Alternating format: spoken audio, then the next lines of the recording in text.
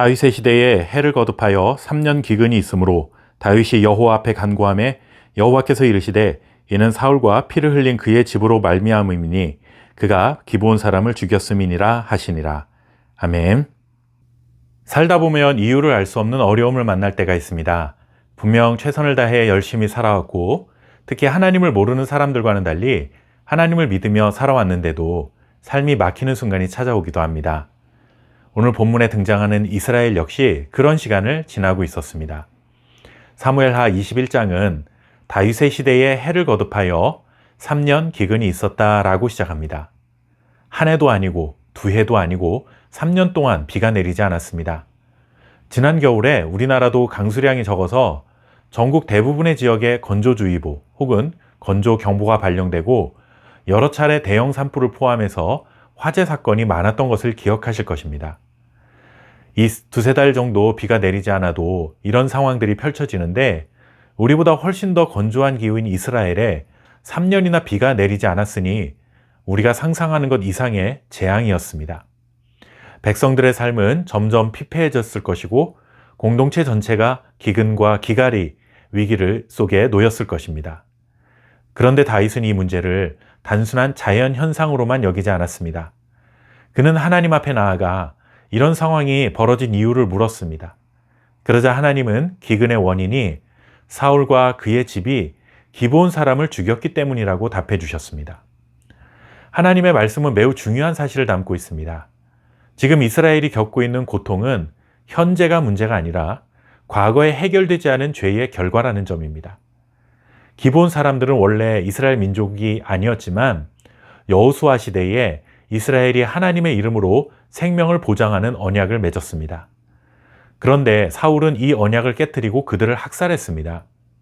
물론 사울은 나라와 민족을 위한 것이라는 명분으로 기브온 사람들을 학살한 것이지만 하나님의 이름으로 맺은 언약을 무너뜨린 죄임을 깨닫지 못했습니다. 사울이 죽고 그의 가문은 사실상 몰락한 지 오랜 시간이 흘렀지만 죄에 대해 분명한 회개가 없다면 시간이 지났다고 해서 사라지는 것은 아님을 보여주고 있습니다. 사울이라는 사람으로 시작된 죄이지만 사울은 이스라엘을 대표하는 왕의 자리에 있었던 사람이기에 이 문제는 이스라엘이 해결해야 했던 죄 문제였던 것이죠. 결국 해결되지 않은 사울의 죄로 말미암아 지금 이스라엘 공동체 전체가 고통을 겪고 있습니다. 우리의 삶에도 이와 같은 일이 일어날 수 있습니다. 물론 인생을 살면서 당하는 모든 고난과 고통의 문제를 이전에 내가 지은 죄와 연결지어서는 안 됩니다. 그러나 우리가 감당해야 할 고난과 고통 중에는 우리의 해결되지 못한 죄와 깊은 연관이 있을 수 있음을 잊어서는 안 됩니다. 우리는 3년 동안 비가 오지 않는 현실만 바라보지만 하나님은 그런 일이 왜 생겨났는지 더 깊은 문제의 근원을 보고 계십니다. 푸른색을 띄어야 할 나뭇잎이 조금씩 변색되어 간다면 나뭇잎이 왜 병들까라고만 생각해서는 안 되고 그 나무의 뿌리가 병든 것은 아닌지 살펴야 한다는 것이죠. 우리의 인생 가운데도 해결하지 못한 채 그냥 덮어둔 죄가 있을 수 있습니다. 그저 시간이 흐르면 해결되겠지라는 마음으로 죄에 대한 책임을 외면해서는 안 됩니다. 오늘 본문 말씀은 이처럼 해결되지 못한 숨겨진 죄에 대해 우리가 어떤 태도를 가져야 하는지를 보여줍니다. 하나님의 답을 들은 다윗은 기브온 사람들을 불렀습니다. 그리고 내가 어떻게 속죄하면 되겠냐라고 물었습니다. 다윗도 실수가 있고 죄를 짓는 연약한 죄인이지만 언제나 잘못한 책임을 질 줄 아는 정의로운 사람이었습니다. 기브온 사람들은 이스라엘과 자기들의 조상들 사이에 있었던 약속을 깨는데 책임 있는 자들을 심판해달라는 요청을 하고 결국 사울의 자손 7사람이 여호와 앞에 죽임을 당하게 됩니다. 시간이 이렇게 흘렀는데 굳이 살아있는 사람을 죽이는 것이 우리 마음에 불편함이 될 수도 있습니다.